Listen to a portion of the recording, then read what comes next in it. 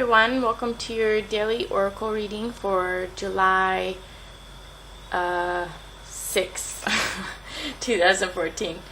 I hope everyone is good and vacation is very nice, and still have a couple days left before I really have to get back to work. So okay, so I'm going to draw one Gillian Kemp and 4 chicken cards. And I'm going to start with the chicken cards today. Okay, we got Sasquatch, who's doing a lot better, by the way, and Ha Ha Ha is too. The chronic stuff is leaving now, so that is good. We have Da Vinci and You.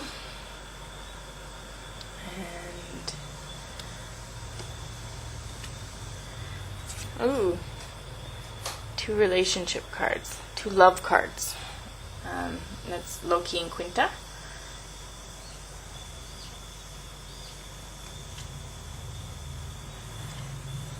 And Erika wine data.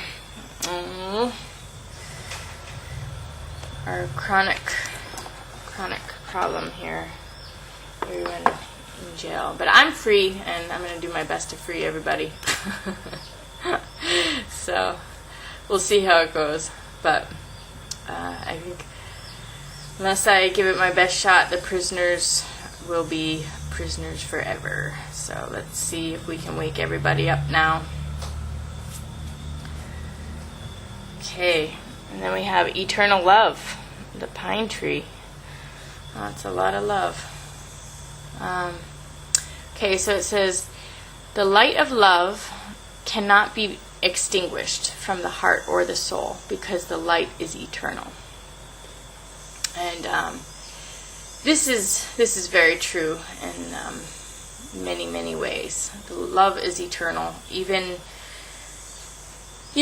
sometimes it's even hard to love people when they're in your life and they're being difficult, and you're having issues. But when you remove them from your life and you don't have the issues anymore. I mean, there's not an ex-boyfriend that I don't love completely because they're not here causing problems. And you just, the love is the eternal part, I mean, it's almost like, we should live every day as if we're on the other side of the veil, where we are feeling the heart and the soul of all people, and we are all knowing. I mean, I think I was talking about being in heaven in the last reading, and something that I said that people, there's too much pain and suffering in heaven, and I was thinking, I wonder if someone's gonna think that that's wrong, but it's not. I know that our loved ones up there feel our pain and suffering with us. And God, the Supreme Being, the divine love and consciousness, feels our pain with us. So when there is a pain in the universe, it is felt in that realm of eternity, really. It's like the universe is trying to become whole again, and we can't become whole until we get rid of the pain and the suffering, and that's what Earth is all about. We need to find ways to eliminate the pain and suffering. So, that's always our goal in our life. No matter what, that is our goal. And speaking truth that I spoke about in the last reading, when we speak truth to people, even if it's hard for them to hear, if it's true, that will set them free. That's our Tika Wine Data. It will set you free. It's unconditional love. It's, not lying to a person and being honest, And no matter what that truth is, people appreciate that honesty. Everyone does. Everyone appreciates the honesty. Even though you think they don't want to hear it, they do. Because everyone knows when you're lying. And if you are honest, that means you care about them.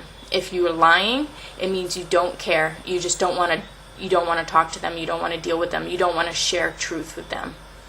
And if you care, you say the honest truth. I mean, I told one psychopathic boyfriend from my past that I had to get involved with because of circumstances, and I just had to, go into it and get out of it, and that was my situation, and I did it with flying colors, and it was a great experience, and it actually really empowered me.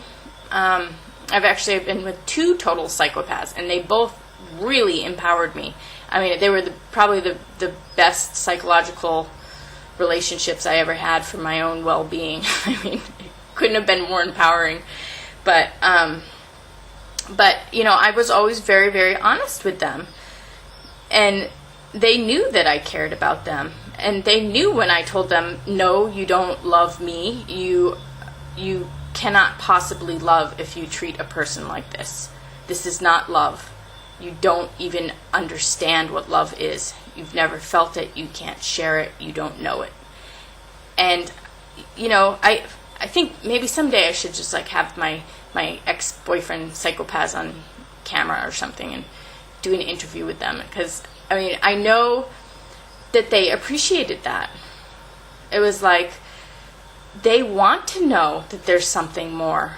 They want to know that, they want to know what your truth is. They want to know that you respect them enough and are not afraid of them, and that you can connect with them in a true space, in a place of truth. And you can be honest with them and tell them exactly how you feel and exactly what you see. And that is unconditional love. To be 100% honest and tell people exactly how you feel and exactly what you see. And no sugarcoating, no lying, being honest. That is sharing heart to heart. No matter how, even if you have to tell somebody that, there's never a moment that you ever cared about them. They're scary, they're controlling, they're mean, you're just trying to get them to be quiet. They want to hear this. This is good for them. And they'll I was also thinking, what's the common response when I call the psychopaths out on their stuff, when I just rattle it off, when I tell them everything they're doing, everything they're thinking, everything that their whole mastermind plan, everything that's going on in that little head. What do they do when I throw it all at them? And it's very rare when I even get a response. They're usually just quiet, and they're like, whoa. They're just shocked that the brain has been perceived, and I, sent the shock waves through it, and it kind of stuns them, actually. And I don't think I ever got any backlash ever from my entire life. And I've dealt with a ton of psychopathic females. I've dealt with psychopathic males. All of these people. I have never once, I don't think, ever had anyone, I can't think of an example when I told those people exactly that I knew their game and I saw every little detail. I don't think that I ever had a response from anyone. They just kind of was quiet and changed the subject. Because they don't know what to do about it, But, okay, so we have eternal love. And so my whole point, I guess, with this, we have the jailed person. We have the love. And we have the person who is also in a jail. This is in a social jail. This is like social jail. And this is actually denial. This is social denial. This is this person is not allowed to exist. They're not allowed to talk. They're not allowed to exist. We don't believe in these people. No matter how much they are there and present, we're going to deny their existence. So I think that this reading here is about bringing people, because we have the lovers and the lovers. This is about bringing people out from this prison imprisonment, this social imprisonment, this mental imprisonment, this physical imprisonment. There's ways that people are physically imprisoned. And, I think that this reading is really kind of calling our attention to, like, okay, we have support, we have companionship, we have people who profoundly transform each other very positively. We have double twos here, fire and water, which kind of cancel each other out. So and that's a master builder. So it's like a really solid kind of stable, neutral, very neutral. And when I say neutral, it means that it's the space between. It's the bond between. It's the bond between. Neutral is it's not something you can conceptualize. It's not something you can put a positive negative on. You can't say it's yin or yang. You can't say it's good or bad. It's neutral. It is unconditionally. And getting back to unconditional love, that is neutral. Unconditional love is neutral. It's real. It's reflective. It is honest. It is true. And unconditional love is caring about the one person in the context of the whole. It's not caring about that one person in relationship to you. It's not caring about that one person in relationship to another person. It's caring about that one person in their relationship to every single human being, every single plant and animal, every single movement on this planet. Like, you care about that person's existence. You care about their existence, and that is unconditional love. So, and yeah, on this side we have a King of Mind and 9 of Water. So we have, really, really strong, Sasquatch is, even though he represents this figure that is marginalized, it's because people are really, they don't know what to do with this being. It's the ultimate mind twister. It's the ultimate mind blower. It's the ultimate paradigm breaker. It's the ultimate awakener. So this is something that profoundly changes and transforms mind. This figure. So and everybody, like I said, the rigidity is not good. This is when you refuse to be flexible. This will create evil. You need to be flexible when you need to be flexible. You can't just, no matter what, at all costs, be stuck in your head. You need to really wake up and kind of go with the flow and be able to adjust and adapt at every moment, because everything is constantly changing, and you need to reevaluate as new elements get thrown into your life, as new things happen, as new evidence appears. You need to be able to adapt. If you are stuck in your mind and you cannot adapt, this is a big problem. So that the people who negate a person like that, they're stuck in their mind. So we again, that's the people who are imprisoning, the society that imprisons this free spirit, is because they are imprisoned mentally. They are imprisoned maybe even emotionally. A lot of times for people it's emotional blockages. It's like they can't emotionally handle themselves. I know in parts of my life I had to really toughen up and kind of live my life a way that I wouldn't if I had the time and the space to feel the pain I needed to feel. And then when I did get that time and the space to feel that pain that I needed to feel, I realized that there's no way I could have done that, a couple months ago when I was working that job or when I was in that program or what, it was like you sometimes just, are under certain influences, but you want to get yourself to a place where you can release this emotional blockage and allow your mind to flex, allow your mind free.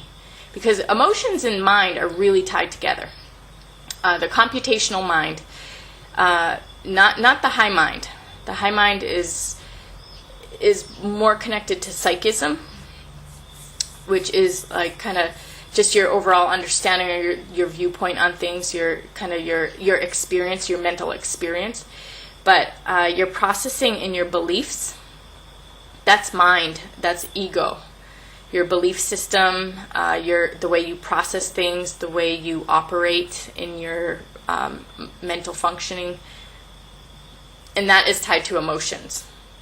We often will, for our emotional comfort, have our mind set up in a certain way, or vice versa. Maybe because of our mind is set up in a certain way, it causes emotional problems.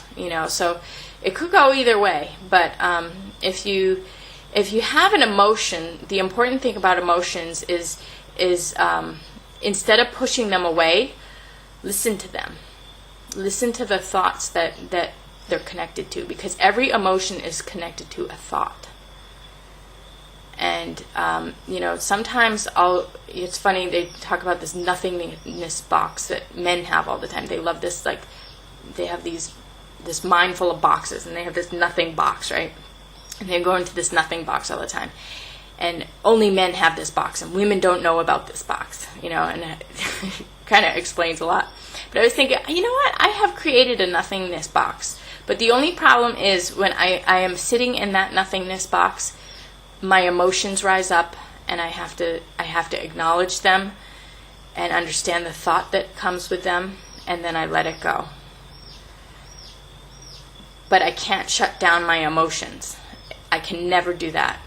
I just have to let them speak to me, and I have my thoughts, and then I let them go. So, I don't know, I think that's a woman for you, and men are maybe wired differently. But it's important that we all take the time to look at our emotions. And, sometimes it's like, we can, if we know a guy who's not listening to their emotions, we can use that, our ability to talk to them about their mindset, their belief system, or the way they're processing to help them to release those emotions. So you can go at it either way, There's always a couple ways you can go at things. So, but anyway, this whole thing is, no matter what the separations are, this is a separation, there's two jails. But we have companionship, like deep friendship, and then we have like passionate, really just important, like soul contract with this one. This one is like, soul contract, but this one is like really like lifelong soul contract. This is more, it can be fleeting. So this is, okay, people might come into your life to change you and then leave, or they can stay forever. This is really about the intensity. And then this is about, there's intensity, but there's such a deep devotion and commitment involved with this one. And, again, we have the eternal love. So, I'll read it again. The light of love from, I have to read one side and then the other. The light of love cannot be extinguished from the heart or the soul, because the light is eternal. And that's true. The heart and the mind are eternal in many ways. So, anyway, I hope everyone got what they needed out of this today. I had a nice hot spring day, and I'm going to the mountains tomorrow. So I'll see you again tomorrow for the next card reading. Thanks a lot.